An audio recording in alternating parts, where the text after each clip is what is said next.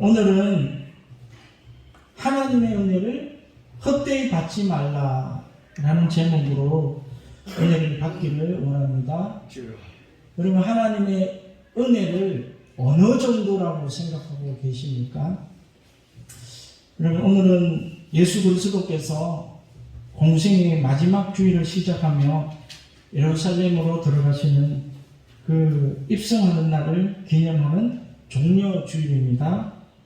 그래서 우리가 매년 종려주일 설교를 많이 들었을 텐데, 종려주일의 풍경을 보면 예수님의 제자들이 나귀 새끼를 예수님의 명령대로 가지고 와서 자기들의 겉옷을 그 나귀 등에 얹고 예수님께서 그 나귀 새끼를 타고 길을 가는데, 수많은 무리들이 자신들의 겉옷을 길에 깔고, 또 어떤 사람들은 나뭇가지를 베어서 길에 또 펴고, 오늘 우리가 종려주일 교동문을 읽었듯이 앞에서 가고 뒤에서 가며 소리를 높여서 호산나 다윗의 자손이여 이렇게 찬양을 했다. 그래서 성경에 보면 예수님께서 예루살렘에 들어갔으니 온 성이 소동하였더라. 온 성이 막 시끌벅적하게 난리가 났다라는 거예요. 여러분, 그러나 그렇게 열렬히 환영했던 수많은 무리들이 불과 며칠도 못 가서 예수님을 십자가에 못 박으라고 핏대를 세워서 외치는 이해하지 못할 강경이 벌어집니다. 왜 이렇게 되었을까요?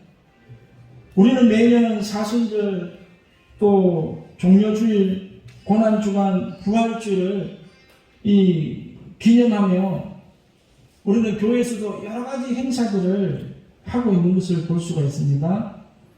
아마도 1년 중 가장 많은 이벤트와 행사들을 하는 기간이 이때가 아닐까. 마치 예루살렘에 입성하는 예수님을 따르던 수많은 무리들처럼 어마어마한 퍼포먼스를 하는 것 같습니다.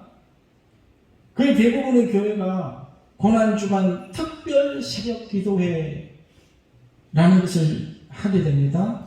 또 고난주간에 부흥 집회를 하는 교회도 있어요.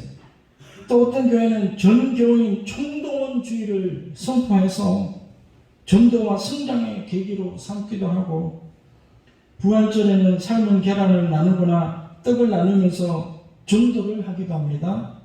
또한 거의 대부분의 교회들이 성찬 예식을 하고 세례식을 거행하기도 합니다. 정말 요란하죠. 그 요란했던 예루살렘의 입성의 모습처럼 한국 교회가 적어도 이때만큼은 시끌벅적해요. 이때는 정말 한 번도 교회 오지 않은 그런 사람도 부활절에는 한 번은 또 교회를 와보기도 해요. 정말 이 무리 속에 끼어 있었던 예수님의 십자가 길을, 그 의미를 알지도 못하고 그냥 같이 동요되어서 같이 외치고, 그런 사람들 마냥 부활절의 의미와 고난주간의 의미도 모른 채 사람들이 많이 간다고 하니까 나도 한번 가보자. 여러분, 예수님의 참된 은혜를 몰랐던 사람들은 일주일이 못 가서 예수님을 십자가에 못 박으라고 외쳤어요. 우리의 모습들은 어떤가요? 이러한 한 해 한 날이 지나가면 우리의 삶이 뭔가 새로워지고 변화되어집니까? 어떤 교회에서는 부활절 계란 하나 못 받았다고 싸우는 성도들을 봤어요. 어떤 교회에서는 내가 오래간만에 교회를 찾아왔는데 나를 알아주지도 않고 인사도 하지 않는 이런 사랑이 없는 교회를 내가 왜 오냐, 그렇게 비난하는 교회도 봤어요.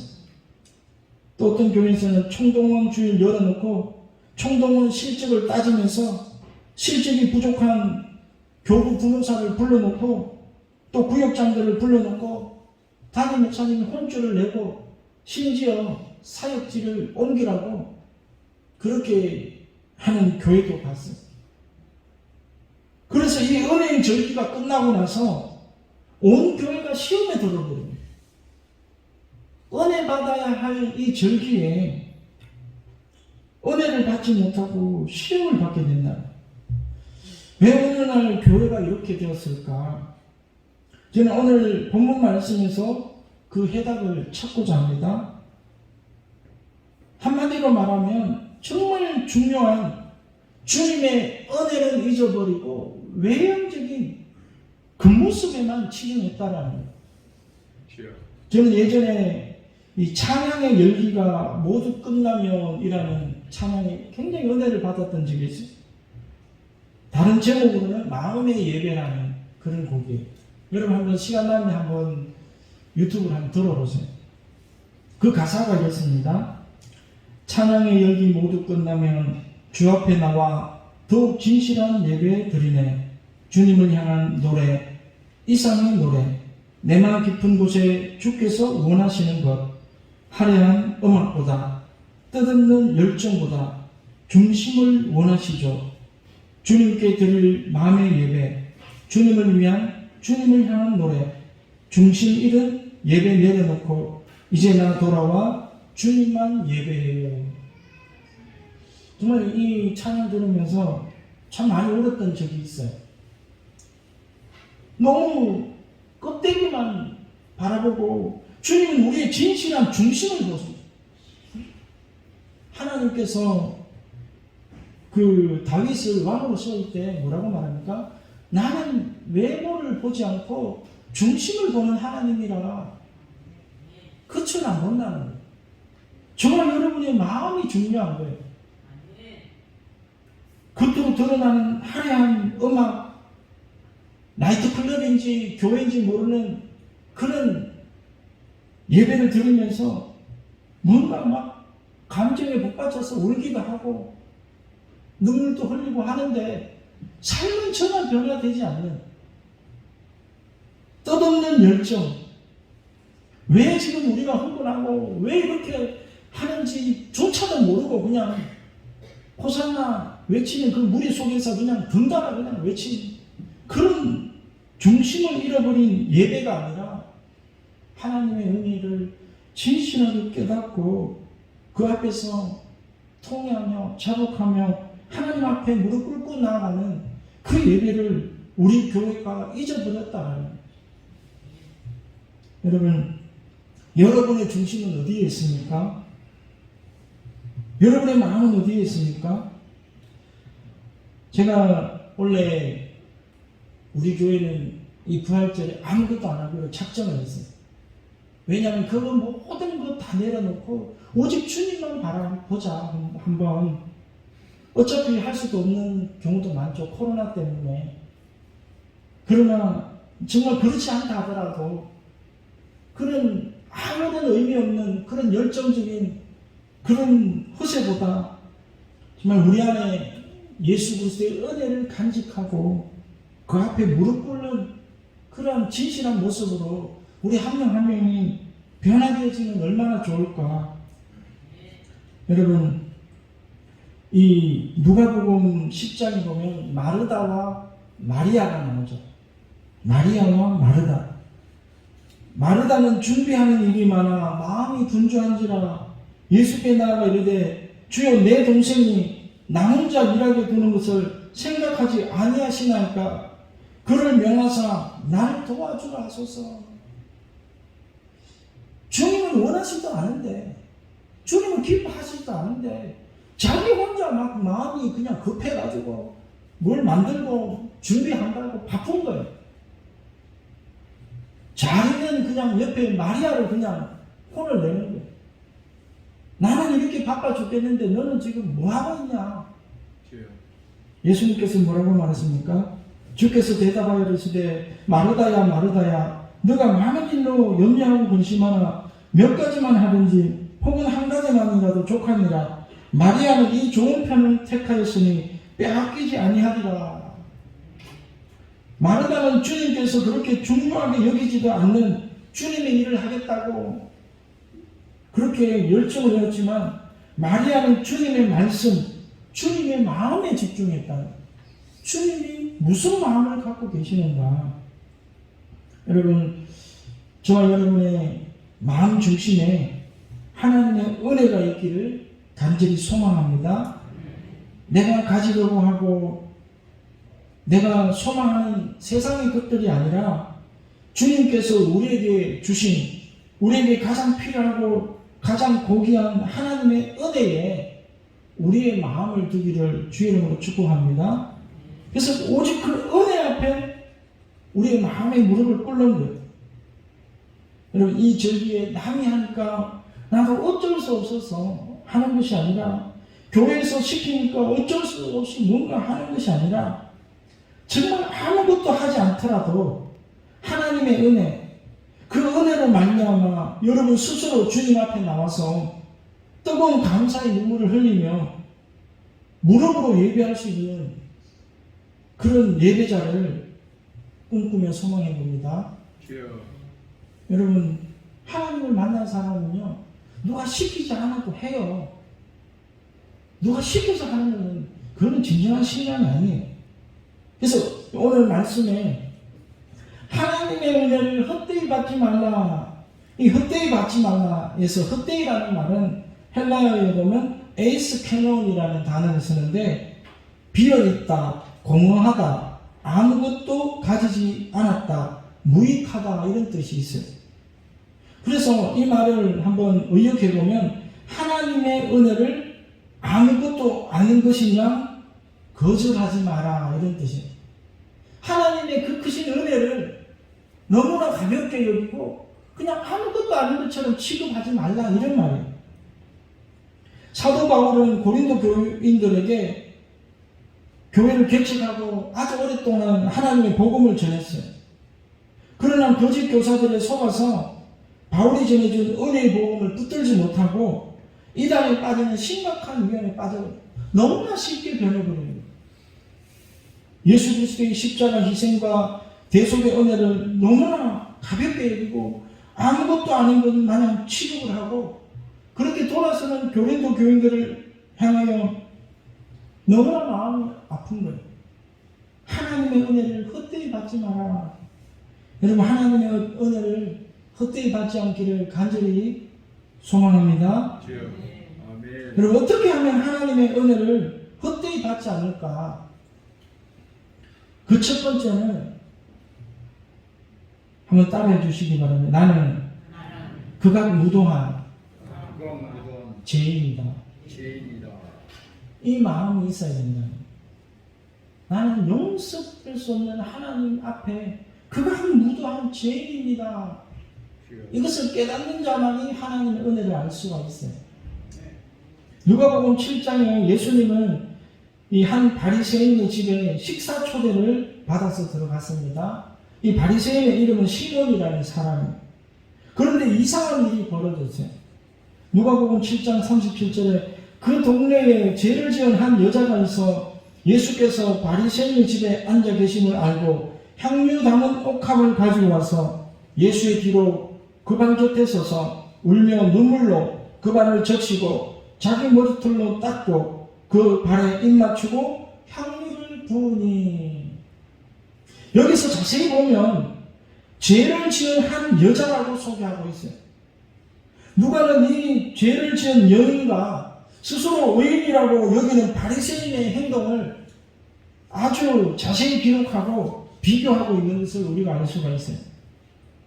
여러분, 자신을 죄인이라고 여긴 이 여인은 예수님께 가장 값진 향유옥합을 깨트려서, 그리고 자신의 죄를 통회하며 울며 그 눈물로 예수님의 발을 씻고 그 냄새나는 발에 입에 맞추었어요.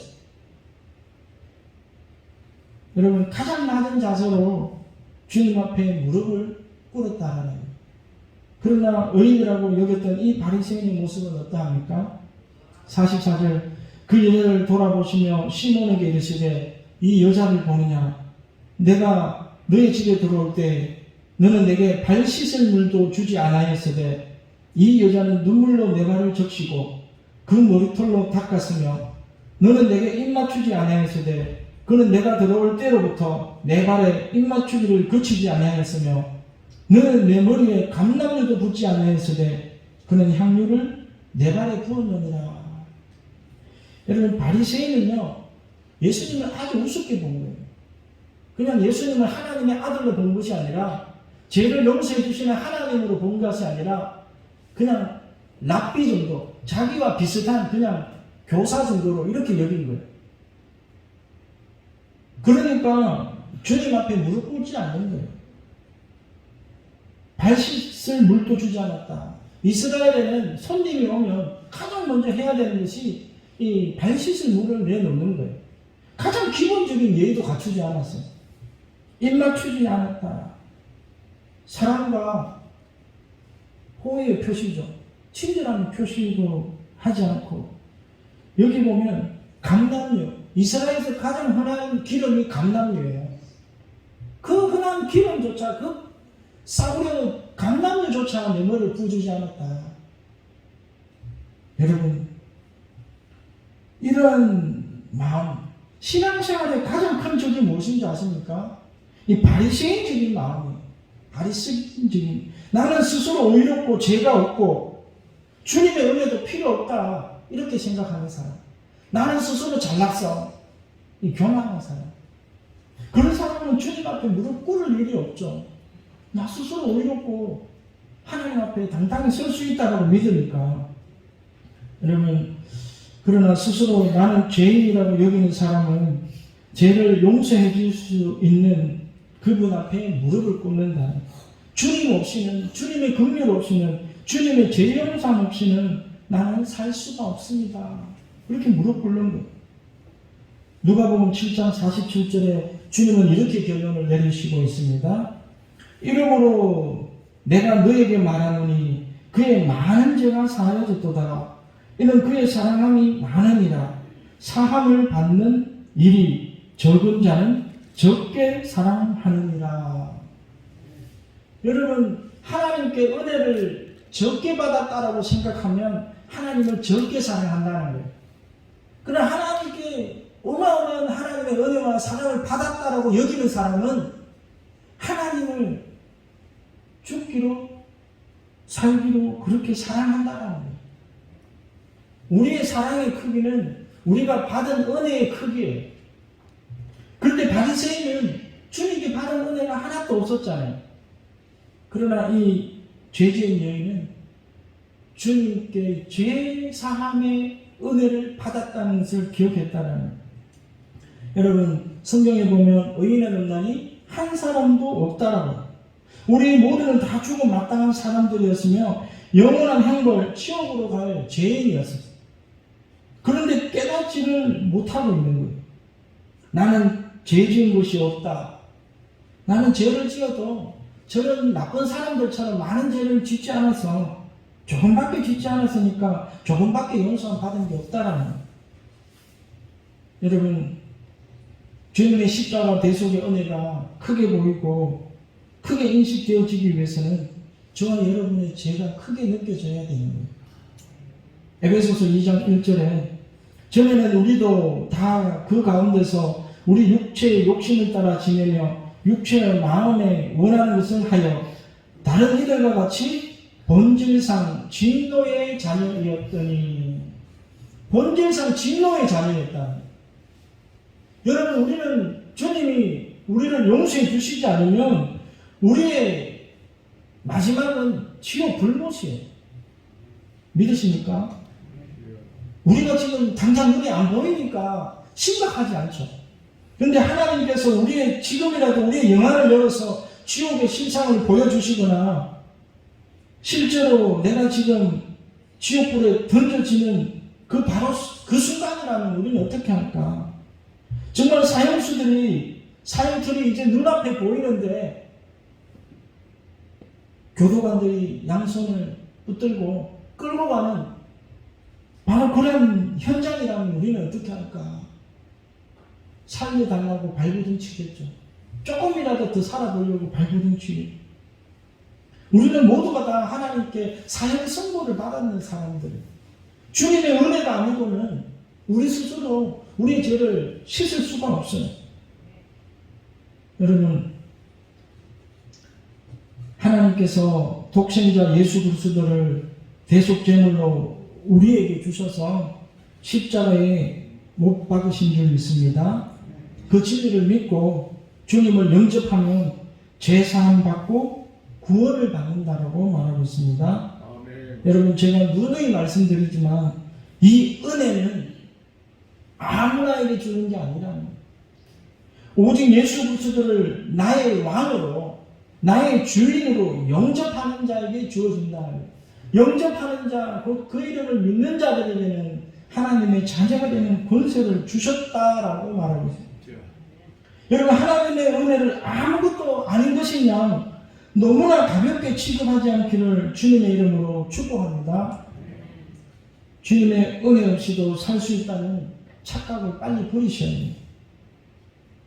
두 번째로 하나님의 은혜를 헛되이 받지 않기 위해서 그 은혜가 우리에게까지 오는 과정을 한번 살펴볼 필요가 있어요.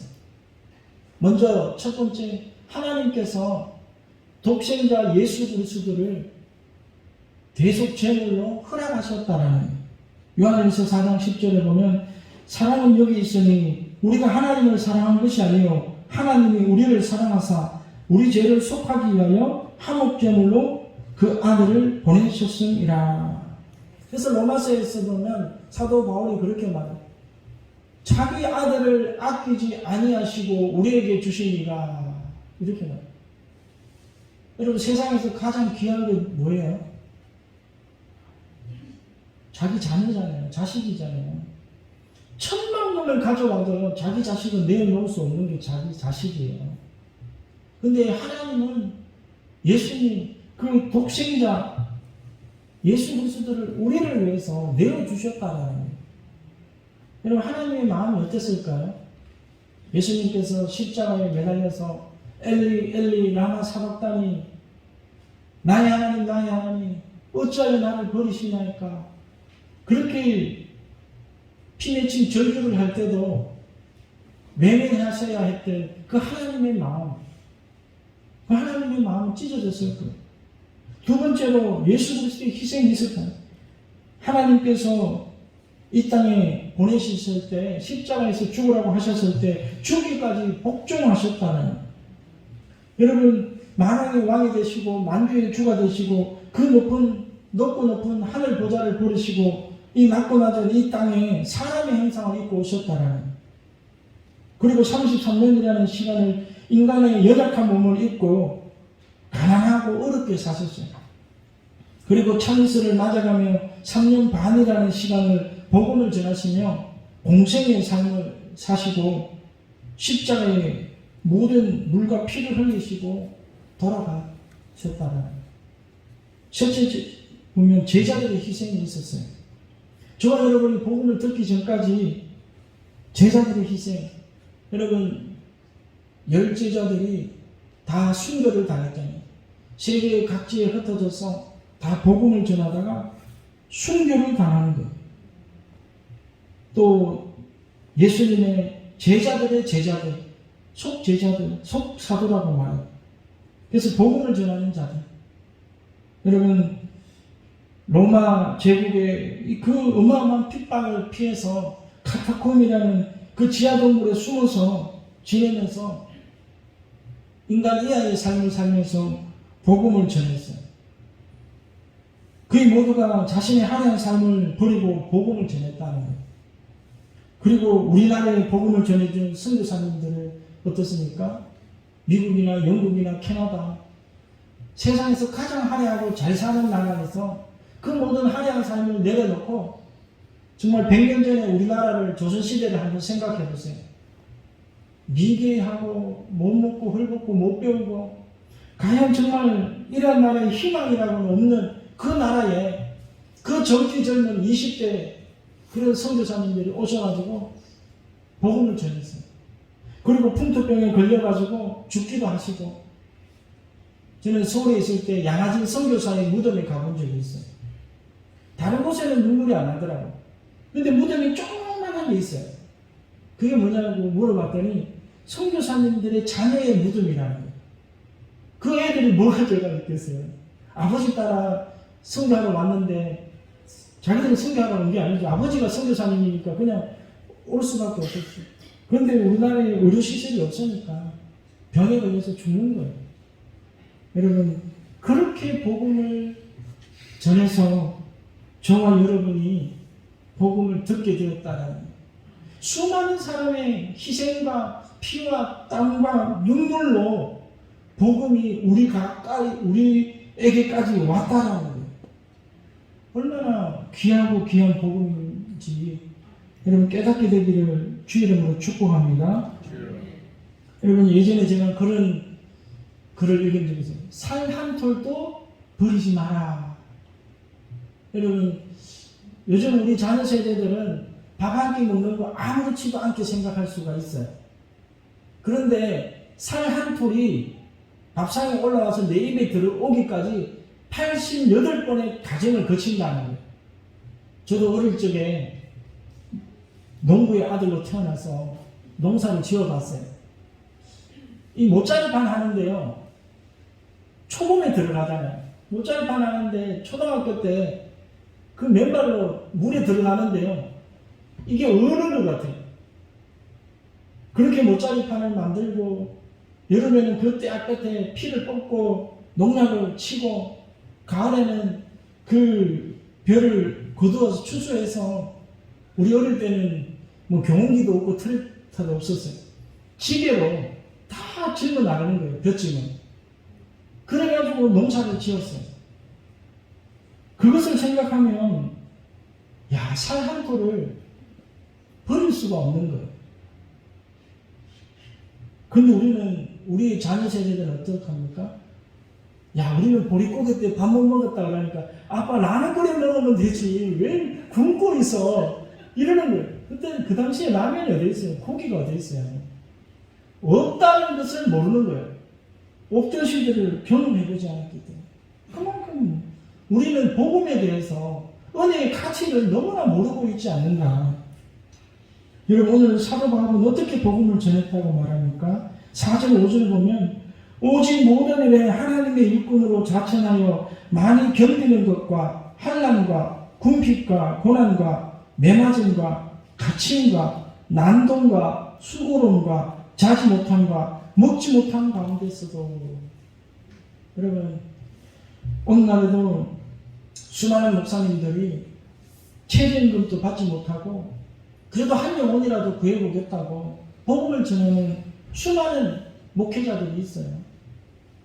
그런 사람들의 눈물과 희생과 헌신 때문에 우리가 복음을 듣고 은혜를 누리고 있는 거예요. 오늘 또한 마지막으로 한번 나누고 싶은 말씀은 은혜의 긴급성입니다.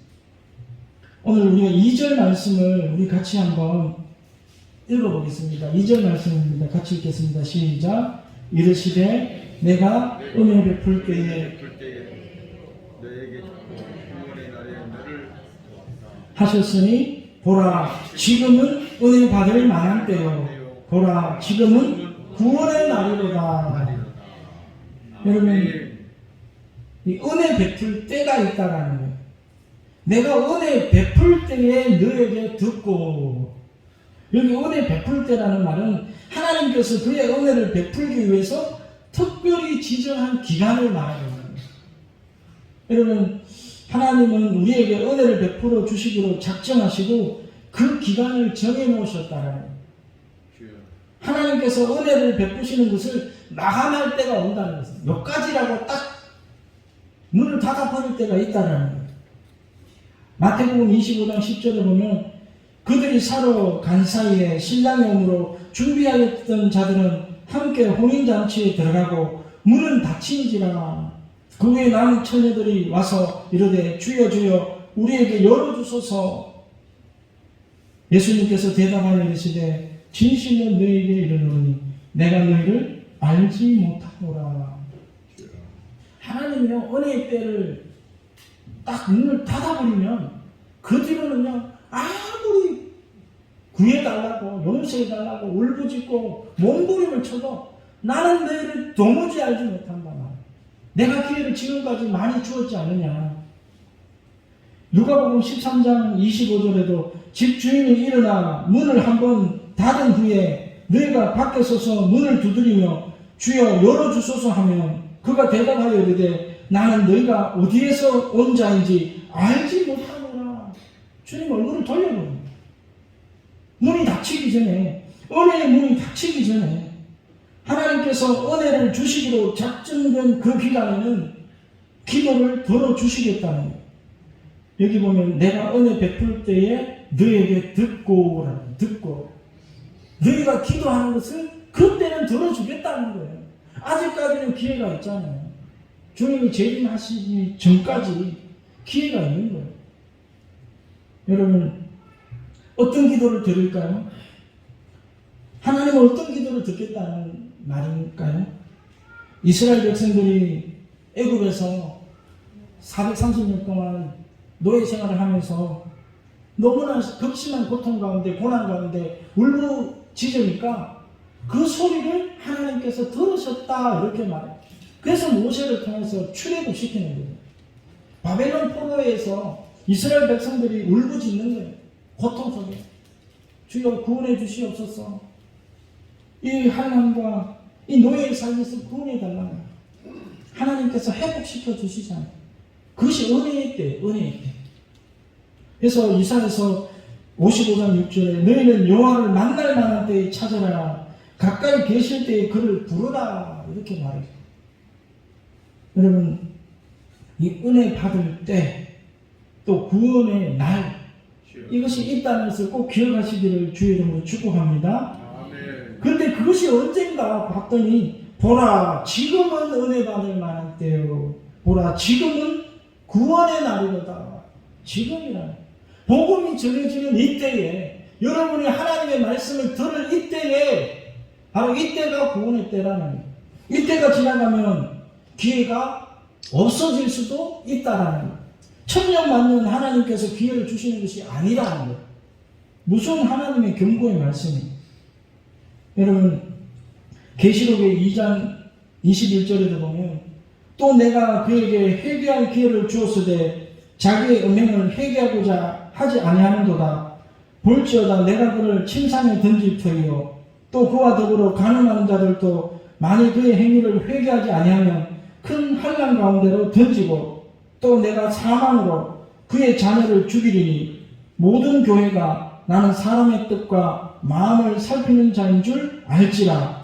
내가 너희 각 사람의 행위대로 갚아주리라. 주님 뭐라고 말합니까? 나는 사람의 뜻과 마음을 살핀다고 했어요. 하나님 앞에 아무리 숨기고 속이려고 해도 사람은 속일 줄 몰라도 하나님은 못 속여요. 그러므로 너희는 준비하고 있으나 생각하지 않은 때에 인자가 오리라. 우리가 전혀 생각하지 못하는 때에 그때에 주님이 오신다는 거예요. 주의 날이 밤에 도둑같이 이룰 줄을 너희 자신이 자세히 알기 때문이다. 주님은 그날과 그 시는 알지 못한다.